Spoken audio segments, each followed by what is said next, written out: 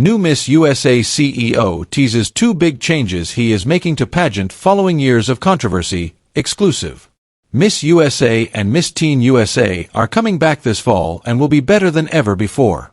At least that's how newly minted CEO and President, Tom Brodeur, envisions things unfolding when contestants land in Reno, Nevada, to compete on stage in October.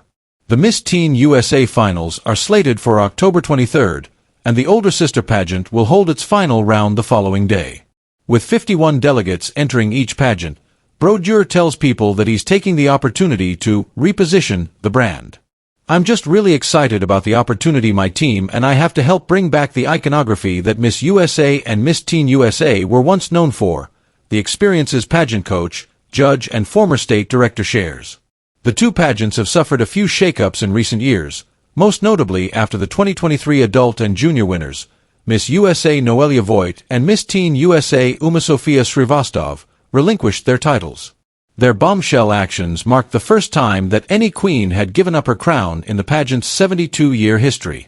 At the time, NBC News obtained a copy of Voigt's resignation letter and reported that she accused the pageant's CEO Layla Rose of creating a toxic workplace after Voigt told her she was sexually harassed at a Christmas event. Rose denied the allegations in a statement to the Los Angeles Times. The allegations of sexual harassment, toxic environment and bullying are not true, the former pageant head said. To be clear, such behavior is not accepted, and we can assure you that if such behavior ever occurred, we would take immediate steps to protect our title holder and provide access to appropriate resources. News of Brodeur's acquisition came just over a week after Rose refuted claims that she was no longer in charge. However, the Miss Universe organization, which owns and oversees both Miss USA and Miss Teen USA, officially named Brodeur as Rose's replacement in a press release issued on September 15th.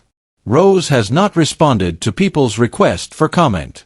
Brodeur references Voigt and Srivastav's protest against the pageants as he notes some of the specific reforms he will implement in his role as president. He is currently working through a contract reform process that is meant to entitle winners to more freedoms. Referencing the former 2023 title holders, he claims, "There was some pretty egregious NDA language that suppressed the voices of those two young women and did not give them the ability to speak about their journey. I want to remove that restriction. I think if you have nothing to hide, there's no reason to hide," Brodeur continues. An NDA should never silence a voice that has something to share, because we can learn from the things that people tell us that we need to improve on. He believes that Miss USA and Miss Teen USA should be held to the same standards as other companies with a hierarchy structure, meaning that there should be a process that allows employees and team members to voice their opinions. Such feedback is crucial to internal and external improvement, says Brodeur. Never miss a story.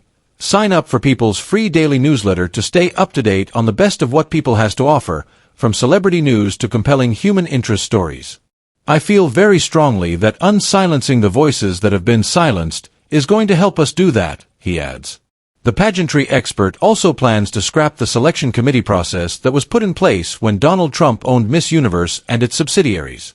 As Brodeur explains, there was a rule that awarded judging power to the leadership and management teams governing the pageants.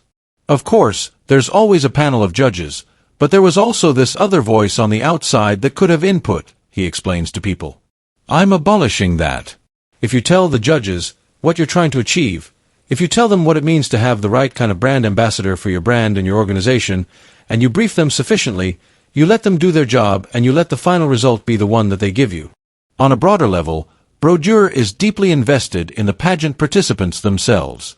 This year won't see a singular fixation on just one winner, who will then go represent the U.S. at Miss Universe just days after this competition.